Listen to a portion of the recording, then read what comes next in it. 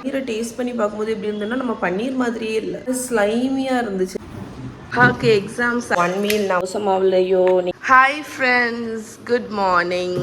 இன்னைக்கு மகாக்கு எக்ஸாம்ஸ் ஆரம்பிக்குதுங்க. அதனால அவள் ரெடி ஆகிட்டு இருக்கா. அவள் தங்கச்சி என்ன செய்யா தெரியுமா? அவள் தங்கச்சி தூங்கிட்டு இருக்கா.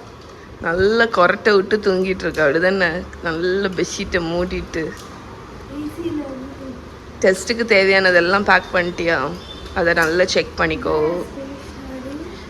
பவுச் எடுத்துட்டு போக கூடாதா? அடியா லீவா? என்ன லீவு?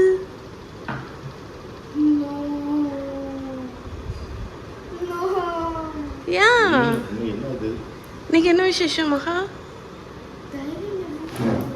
போட்டிருக்கா பாரு.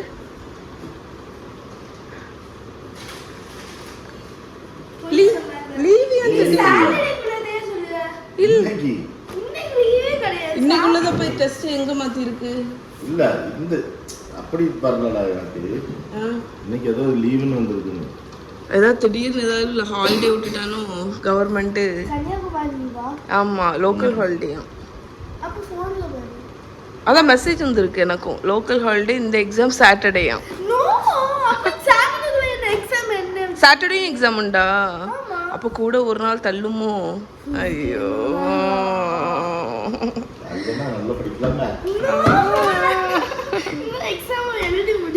ஐயோ. மகா மகா இங்க பாரு. மகா இங்க பாரு. மகா இங்க பாரு. ஏப்ரல் ஃபூல், காப்பி தூள், Sunday Monday go to school.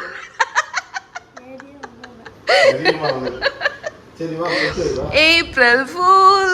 இன்னைக்கு ஏப்ரல் 1ஆம் தேதி. உன் ஃப்ரெண்ட்ஸை போய் ஏமாத்தனா?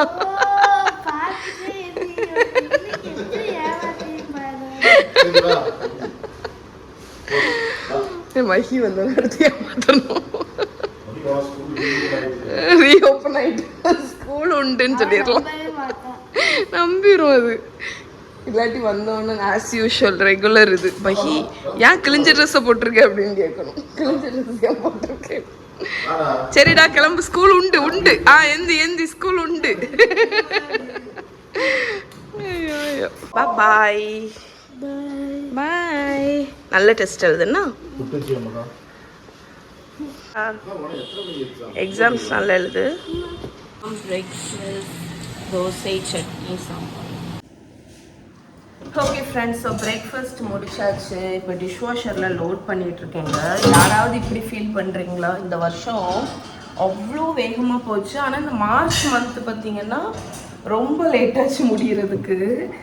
அது நான் வந்து இந்த வீடியோவில் இன்ஸ்டாகிராம்லேயே நிறைய பேர் வந்து இந்த ரீல்ஸ் போடுவாங்கல்ல, ஸோ அவங்களே அதை மென்ஷன் பண்ணியிருந்தாங்க. நான் நினச்சேன் எனக்கு மட்டும்தான் அந்த ஃபீல் வந்துட்டுருக்கோம் அப்படின்னு நினச்சேன்.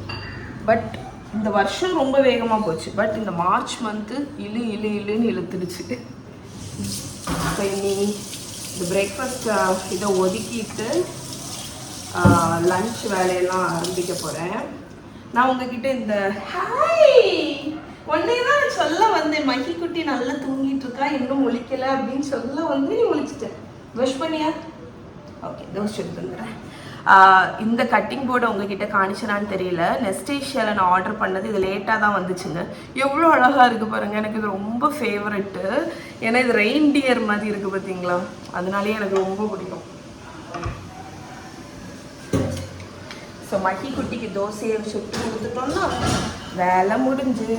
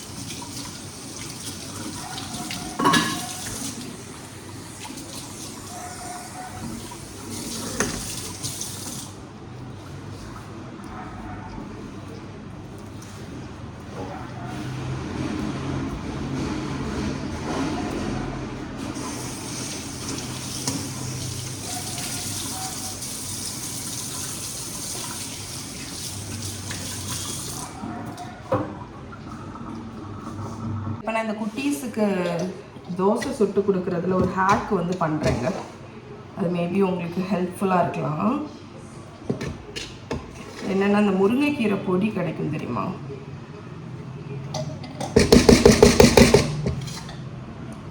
தோசை மாவு எவ்வளோ வேணுமோ அவ்வளோத்தை எடுத்து வச்சுட்டு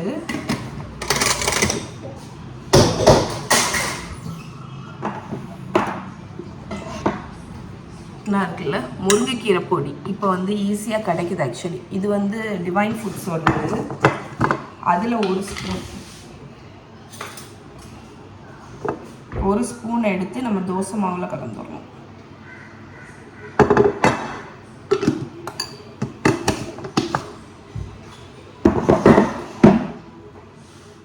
ஸோ இந்த மாதிரி தோசை மாவுலையோ நீங்கள் எது சப்பாத்தி மாவு குழந்தைங்களுக்கு பண்ணுறீங்க அப்படின்னா குழம்புல அந்த மாதிரி நான் எப்போவுமே இருந்தது என்னோடய அடுப்புக்கு பக்கத்தில் இந்த முருங்கைக்கீரை பொடியை வந்து தட்டி வச்சுருக்கேன். ஏன்னா அப்போ நம்ம குழம்புலலாம் டக்குன்னு போடணுன்னா போட்டுக்கலாம். ஸோ தோசை மாவு ரெகுலராக நீங்கள் கொடுக்குறத விட இந்த மாதிரி கலந்து கொடுத்துட்டிங்கன்னா டேஸ்ட்டும் டிஃப்ரென்ஸ் தெரியாது. ஆனால் உங்களுக்கு அந்த முருங்கைக்கீரையோட பெனிஃபிட்ஸ் வந்து குழந்தைங்களுக்கு கிடச்சிரும்.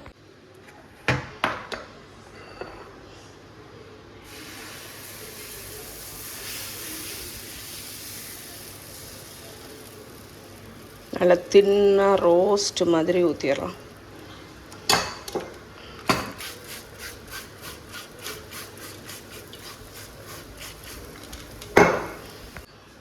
அது இல்லைடா, இனிதான் வாங்கணும். தோசைடா அது வந்து உனக்குன்னு ஸ்பெஷலாக அம்மா க்ரீன் தோசை பண்ணேன். க்ரீன் தோசை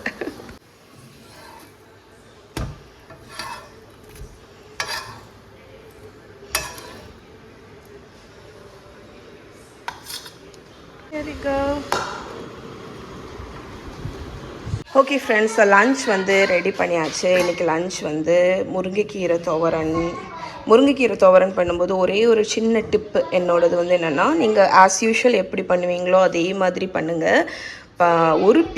ஒரு சின்ன துண்டு கருப்பட்டி மட்டும் போடுங்க குக் பண்ணும்போது. அது வந்து அந்த டேஸ்ட் என்ஹான்ஸ் பண்ணும், அந்த கசப்பு தன்மையை குறைக்கும்.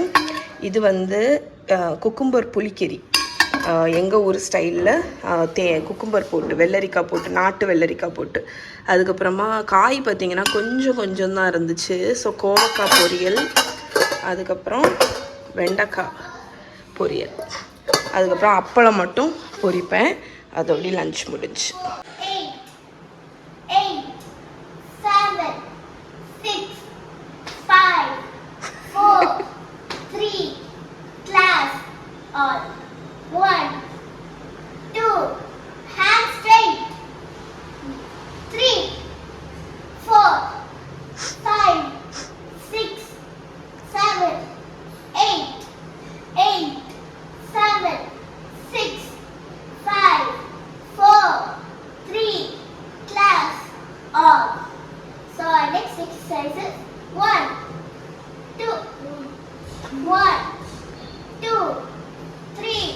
ஓகே ஃப்ரெண்ட்ஸ், ஈவினிங் ஸ்நாக்ஸுக்கு ஸ்வீட் பொட்டேட்டோவை வந்து ஸ்டீம் பண்ண போகிறேன்.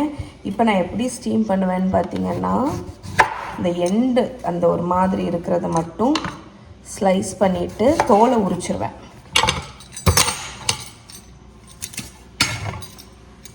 ஸோ ஒரு பீலரை வச்சுட்டு தோலை உரிச்சிட்டிங்கன்னா ஈஸியாக இருக்கும். நம்ம ரொம்ப கழுவணும்னு இல்லை, பிகாஸ் அதில் நிறைய மண் இருக்கும் பார்த்தீங்களா. ஸோ ஒரு பீலரை வச்சு நல்ல தோலை உரிச்சிருங்க.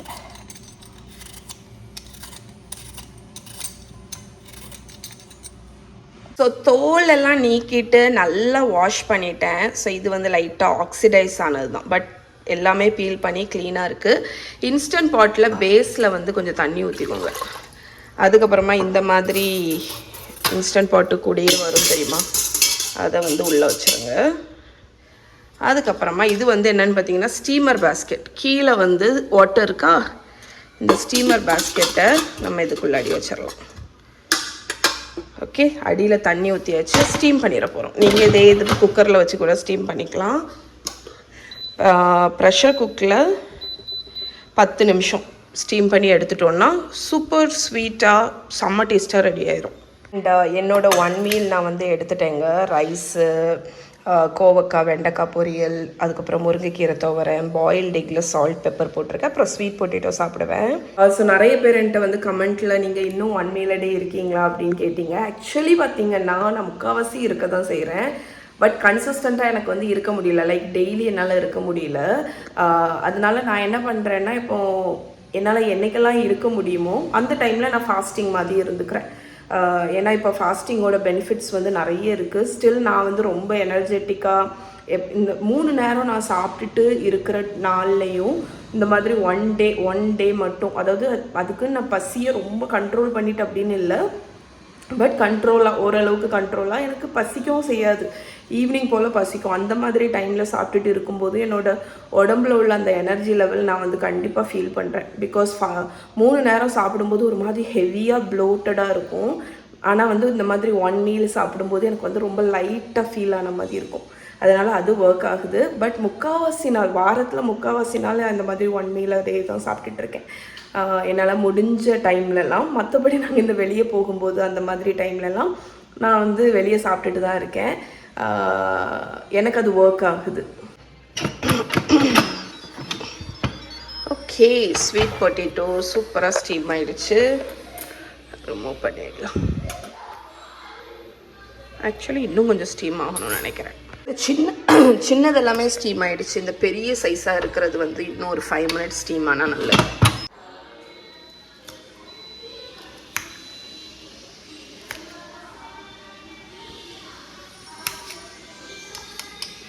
டின்னருக்கு வந்து ஆக்சுவலி நான் பேசல் லீவ்ஸ் வாங்கியிருந்ததை ஃப்ரீஸ் பண்ணியிருந்தேங்க. ஸோ அதை வச்சு ஒரு பெஸ்டோ மாதிரி பண்ணலாம் அப்படின்னு நினச்சேன். கொஞ்சம் ஹெல்தி பெஸ்டோ, லைக் சீஸ் எதுவுமே ஆட் பண்ணாமல். ஆக்சுவலி பெஸ்டோ ஹெல்தி தான், பட் பார்மசான் சீஸ் ஆட் பண்ணாமல் பெஸ்டோ வந்து கொஞ்சம் கார்லிக் வந்து ஹெவியாட்டு போட்டு பண்ணலாம் அப்படின்னு நினச்சேன். ஸோ கொஞ்சம் கார்லிக் போட்டிருக்கேன். என்கிட்ட வந்து இந்த நட்டு தான் இருக்குது. இது ஆக்சுவலி அனுஷா எனக்கு யூஎஸ்லேருந்து வாங்கிட்டு வந்த பீக்கன் நட்ஸு. ஸோ இதை வந்து காலி பண்ணணும். அதனால நான் டோஸ்ட் பண்ணி எடுத்து வச்சுருக்கேன். நான் வந்து நட்ஸ் எல்லாம் இப்போ எப்படி டோஸ்ட் பண்ணுறதுன்னு பார்த்தீங்கன்னா, மைக்ரோவேவில் ஒரு 1 minute வச்சு எடுத்துருவேன். அது நல்ல குக் ஆகிடும். அதுக்கப்புறம் கூல் ஆனதுக்கப்புறம் பார்த்தீங்கன்னா டோஸ்டட் நட்ஸ் மாதிரியே வந்துடும். எந்த நட் வேணாலும் நீங்கள் அந்த மாதிரி ஃபாலோ பண்ணலாம். பாதாம், பீனட்ஸு, கேஷ்யூ எது வேணாலும். அண்ட் இதுலேயும் நீங்கள் எந்த நட் வேணாலும் ஆட் பண்ணலாம். ஸோ நம்ம கார்லிக்கையும் இந்த பீக்கன் நட், டோஸ்டட் நட்டையும் போட்டு நான் அரைச்சி எடுத்துகிட்டு வரேன். நம்மளோட நட் அண்ட் கார்லிக்கை க்ரஷ் பண்ணோடனே நல்ல ஒரு ஃப்ளேவர் வந்துடுச்சுங்க. ஸோ இங்கே பேஸில் நான் பிளான்ச் பண்ணி எடுத்து வச்சுருக்கேன். நான் சொன்னேன் இது வந்து ஃப்ரெஷ் பேசில் லீவ்ஸை நான் வாங்கிட்டு வந்தோடனே யூஸ் பண்ணலை அப்படின்னோடனே ஃப்ரீஸ் பண்ணிட்டேன். அதனால் நான் என்ன பண்ணேன்னா அதை லைட்டாக ஹாட் வாட்டரில் பிளான்ச் பண்ணி எடுத்துட்டேன். அதுக்கப்புறம் நல்லா கோல்டு வாட்டரில் ரின்ஸ் பண்ணி லேஸாக ஸ்க்வீஸ் பண்ணி அதையும் ஆட் பண்ணியிருக்கேன். அப்புறமா லெமன் ஜூஸ் ஆட் பண்ணிக்கோங்க. இது உங்கள் டேஸ்ட்டுக்கு தக்கன. நான் ஒரு ஃபுல் லெமன் ஆட் பண்ண போகிறேன். அதுக்கப்புறமா நம்ம பெஸ்டோவுக்கு தேவையான சால்ட்டு. ஸோ இவ்வளோத்தையும் அரைச்சி எடுத்துகிட்டு வரேன். ஸோ நம்மளோட இதுக்கு வந்து நான் கொஞ்சம் தண்ணி ஊற்றி அரைச்சேங்க, ஹாட் வாட்டர் ஊற்றி. இப்போ வந்து ஆமாம், கொஞ்சமாக ஆலிவ் ஆயில் ஊற்றி லைட்டாக ஒரு 3 ஸ்பூன் தான் ஊற்றிருப்பேன். லைட்டாக அரைச்சி எடுத்துருவோம் இதை. ஓகே ஃப்ரெண்ட்ஸ், இங்கே பாருங்கள் நம்மளோட பெஸ்டோ ரெடி. இதில் வந்து நான் வேறு எந்த விதமான சீஸ் எதுவுமே ஆட் பண்ணல. ஜஸ்ட் ஹெல்த்தி வெர்ஷன் ட்ரை பண்ணேன். ஆக்சுவலி நல்லாயிருக்கு. ஸோ இப்போ நம்ம இதில் வந்து பாஸ்தா போட்டு டாஸ் பண்ண வேண்டியதுதான். ஹாட் ஸ்பெகதி இதில் இருக்குங்க. இப்போ தான் வடிகட்டினேன்.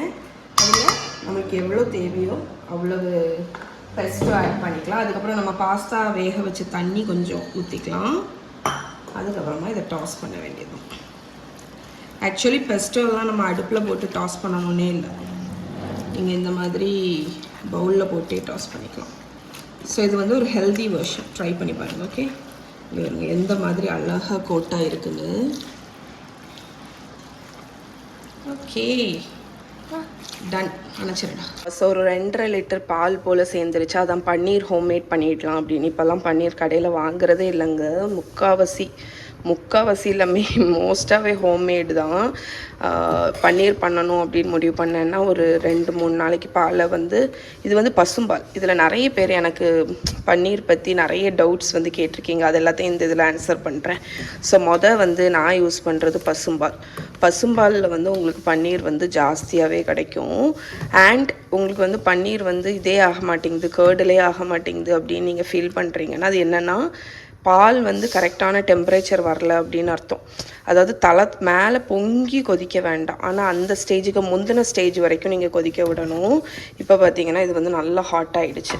ஸோ பன்னீரை வந்து திரிய வைக்கிறதுக்கு நீங்கள் லெமன் ஜூஸ், வினிகர், நான் வந்து தயிர் யூஸ் பண்ணுவேன் முக்கால்வாசி. ஸோ ஹாட்டாட்டு இருக்கிற பாலில் நம்ம தயிரை ஊற்றினாலே, தயிர் வந்து கொஞ்சம் புளிச்சிருந்துச்சுன்னா டக்குன்னு தெரிஞ்சு போயிடும், கேர்டில் ஆயிரும் உங்களுக்கு. ஸோ ஊற்றிட்டு மெல்ல இந்த மாதிரி நல்லா மிக்ஸ் பண்ணுங்கள். மிக்ஸ் பண்ண அந்த ரொம்ப இருத்தி நம்ம வந்து மிக்ஸ் பண்ணக்கூடாது. அதாவது ரொம்ப வேகமாகலாம் மிக்ஸ் பண்ணக்கூடாது. ஏன்னு பார்த்தீங்கன்னா ரொம்ப வேகமாக மிக்ஸ் பண்ணிங்கன்னா உங்களோட கேர்ட்ஸ் எல்லாமே பிறுபிறுன்னு ஆகிடும். அது நமக்கு தேவையில்லை. நமக்கு வந்து அது நல்ல சங்கியாக வரணும். இங்கே பார்த்தீங்களா தெரிய ஆரம்பிச்சிருச்சு பாருங்கள். அது பெரிய பெரிய கேர்ட்ஸாக வரணும். அதனால் ஸ்லோவாக இந்த மாதிரி மிக்ஸ் பண்ணுங்கள். அது ஒரு இம்பார்ட்டன்ட் ஸ்டெப். இதெல்லாம் சின்ன சின்ன ஸ்டெப்பு தான், பட் இது ஆக்சுவலி உங்களுக்கு வந்து பெஸ்ட் பன்னீர் வந்து கொடுக்கும். ஸோ இப்போ ஒரு 1 மினிட்ல இது வந்து கேர்டில் ஆயிரும். 1 மினிட் கூட ஆகாது, ஆல்மோஸ்ட் ஆயாச்சு. ஸோ உங்களுக்கு சப்போஸ் ஆகலை அப்படின்னு ஃபீல் பண்ணுறீங்கன்னா இன்னும் கொஞ்சம் வினிகரோ இல்லாட்டி தயிரோ ஆட் பண்ணிக்கோங்க. இங்கே பார்த்தீங்களா இந்த கேர்ட்ஸ் தான் நான் சொன்னேன். நீங்கள் வந்து ஓவராக மிக்ஸ் பண்ணிட்டீங்கன்னா இந்த மாதிரி பிறுன்னு ஆகிடும். ஆனால் நமக்கு வந்து முக்கால்வாசி சாஃப்ட் பன்னீருக்கு வந்து இந்த மாதிரி துண்டாக இருக்கணும். இங்கே பார்த்தீங்களா இந்த மாதிரி லம்பியாக இருக்கணும். அதனால தான் நான் ஓவராக மிக்ஸ் பண்ணக்கூடாதுன்னு சொன்னேன். இப்போ பாருங்கள் நல்ல வேவ் வாட்டர் வந்து பிரிஞ்சு வந்துடுச்சு. இப்போ நான் அடுப்பு அணைச்சிட்டேன். இந்த வேவ் வாட்டரை நீங்கள் வந்து டிஸ்கார்ட் பண்ண வேண்டாம்னு நினச்சிங்கன்னா இதை நீங்கள் வடிகட்டி ரசம், சப்பாத்தி மாவு வெறுவுறதுக்கெல்லாம் யூஸ் பண்ணலாம். இது வந்து ரொம்ப ரொம்ப நல்லது உடம்புக்கு. அதனால் நீங்கள் அதை டிஸ்கார்ட் பண்ண வேண்டாம்னு நினச்சிங்கன்னா அதை பண்ணிக்கலாம். இப்போ நம்ம இதை வந்து வடிகட்டிடலாம். இந்த பன்னீர் ப்ரெஸ் வந்து நான் வாங்கி வச்சுருக்கேன். நீங்கள் அடிக்கடி ஹோம்மேட் பன்னீர் பண்ணுவீங்கன்னா இதை நீங்கள் வாங்கி வச்சுக்கலாம். இது வந்து அமேசானில் கிடைக்கும். நான் உங்களுக்கு லிங்க் வேணால் கீழே கொடுக்குறேன். ரொம்ப கன்வீனியண்ட்டாக இருக்கும். ஸோ இப்போ நம்ம வந்து கேர்டில் பண்ண அந்த பன்னீரை நம்ம இதில் ஆட் பண்ணிடலாம். பன்னீர் ப்ரெஸ்ஸில் ஆட் பண்ணி இப்போ பன்னீரை ஸ்ட்ரெயின் பண்ணோன்னா இந்த மாதிரி லைட்டாக வாஷ் பண்ணிக்கோங்க. தயிருக்கு வந்து நீங்கள் பெருசாக வாஷ் பண்ணணும்னு இல்லை, பட் வினிகரோ லெமனோ ஊற்றி திரிய வச்சுருக்கீங்கன்னா வாஷ் பண்ணணும். இப்போ இதை நம்ம வந்து ஸ்ட்ரெயின் பண்ணிட வேண்டியது. ஸோ நம்ம ஒரு வெயிட்டை மேலே வச்சுட்டு ஒரு 30 மினிட்ஸ் அப்படி இருக்கட்டும். ஒரு 30 மினிட்ஸ் ப்ரெஸ் ஆனதுக்கப்புறம் இப்படி தாங்க இருக்குது. எவ்வளோ சாஃப்டாக இருக்குன்னு பாருங்கள். என்னது ஒரு 250 கிராம் அளவுக்கு நமக்கு பன்னீர் வந்து கிடச்சாச்சு. இங்கே பாருங்கள் சாஃப்டாக இருக்கும். ஒரு தடவை நீங்கள் பன்னீர் பண்ணிட்டீங்கன்னா எனக்கு தெரிஞ்ச வரைக்கும் நம்ம திருப்பி கடை பன்னீர் வாங்கவே மாட்டோம். நான்லாம் வாங்குறத நிப்பாட்டவே செஞ்சாச்சு. அதுவும் இப்போ பயங்கரமாக ஃபேக் பன்னீர்லாம் போகுது. ஃபேக் பன்னீர்லாம் மார்க்கெட்டில் ஈஸியாக அவைலபிளாக இருக்குது. அப்படிங்கிறத நினைக்கும் போது நமக்கு கொஞ்சம் இதாக தான் இருக்குது. சாஃப்டஸ்ட் பன்னீர் ரெடி. ஸோ இதை ஸ்டோர் பண்ணுறதுக்கு நான் இந்த மாதிரி ஒரு கிளாஸ் கண்டெய்னரில் வச்சு ஸ்டோர் பண்ணிடுவேன். இங்கே ஃப்ரிட்ஜில் எடுத்து வச்சுருவேன். மற்றபடி எதுவுமே இல்லை. இதை நான் வந்து எப்படியும் ஒரு 3-4 டேஸில் காலி பண்ணிவிடுவேன். ஃப்ரிட்ஜில் வைக்கும்போது கொஞ்சம் ஹார்டான மாதிரி இருக்கும், பட் நீங்கள் அதை திருப்பி கிரேவியில் போடும்போது சாஃப்ட் ஆகிடும். ஹோம்மேட் பன்னீர் ரெடி.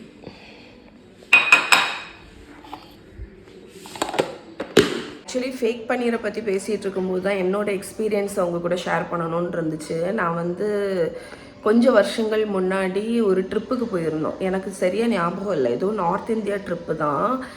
எனக்கு தெரிஞ்சு காஷ்மீரோ இல்லை அமிர்தசரோ போயிருந்த டைமில் நாங்கள் வந்து ஒரு தாபா மாதிரி ஒரு ஷாப்பில் போய் சாப்பிட போயிருந்தோங்க. அங்கே வந்து சில்லி பன்னீர் ஆர்டர் பண்ணியிருந்தோம்.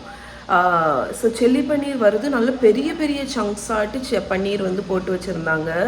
நான் சரி ஓகே இவங்க இவ்வளோ பெருசாக தான் போடுவாங்க போல் அப்படின்னு நினச்சேன். ஆனால் எனக்கு அந்த பன்னீரை டேஸ்ட் பண்ணி பார்க்கும்போது எப்படி இருந்ததுன்னா நம்ம பன்னீர் மாதிரியே இல்லை. உள்ளே வந்து இப்படி கூயாக ஒரு மாதிரி ஸ்லைமியாக இருந்துச்சு. நான் இருந்தாலும் எனக்கு ஆக்சுவலி அப்போ அந்த ஃபேக் பன்னீர் ஹிட் ஆகலை.